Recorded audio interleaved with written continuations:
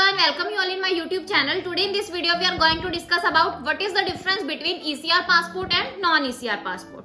Friends, जैसा कि आपको पता ही है कि अगर आप किसी भी कंट्री में किसी भी पर्पस के लिए विजिट करना चाहते हैं तो इसके लिए आपके पास एक वैलिड पासपोर्ट होना जरूरी है।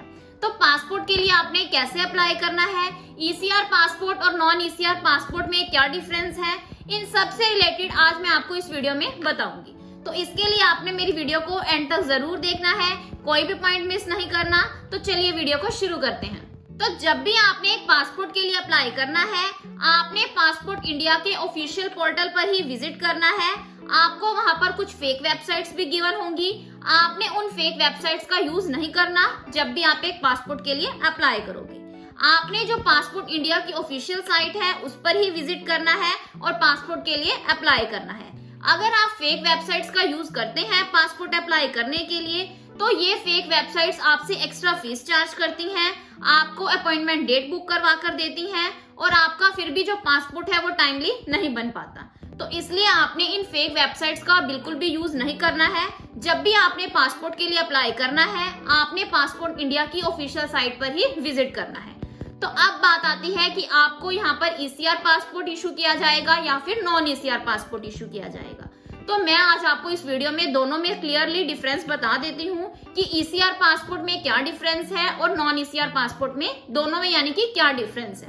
ECR means immigration check required, means अगर आप किसी भी अरब कंट्री में किसी भी पर्पज के लिए ट्रेवल करना चाहते हैं तो इस केस में आपको इमिग्रेशन से क्लियरेंस लेना पड़ता है।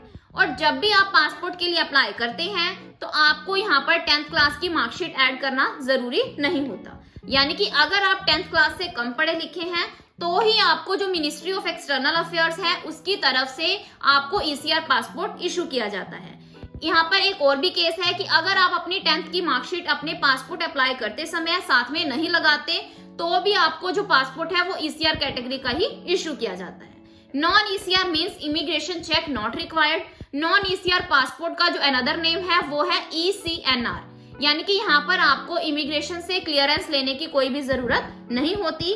आप यहाँ पर क्या करते हैं, जब भी पासपोर्ट के लिए अप्लाई करते हैं आप अपनी 10th क्लास की मार्कशीट या फिर इससे हायर एजुकेशन की जो मार्कशीट है उसको आप साथ में अटैच करते हैं और जब भी आप पासपोर्ट सेवा केंद्र विजिट करते हैं और उस मार्कशीट को अपने साथ लेकर जाते हैं तो आपको जो मिनिस्ट्री ऑफ एक्सटर्नल अफेयर्स है जो कि हमें पासपोर्ट इशू करती है उसकी तरफ से आपको एक ECNR या फिर नॉन ECR पासपोर्ट इशू किया जाता है।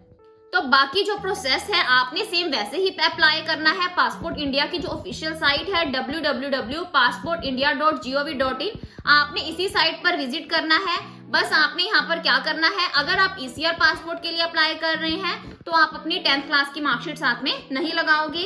अगर आप नॉन ECR कैटेगरी के अंडर पासपोर्ट के लिए अप्लाई कर रहे हैं तो आप अपनी जो 10th क्लास की मार्कशीट है या फिर इससे हायर एजुकेशन की मार्कशीट है आप उसको साथ में अटैच करोगे। तो सिंपल सा जो डिफरेंस है वो यही है। बाकी जो फीस स्ट्रक्चर है वो भी सेम रहता है। अगर आप नॉर्मल कैटेगरी के अंडर पासपोर्ट के लिए अप्लाई करते हैं तो आपको यहाँ पर 1500 रुपीज पे करने होते हैं।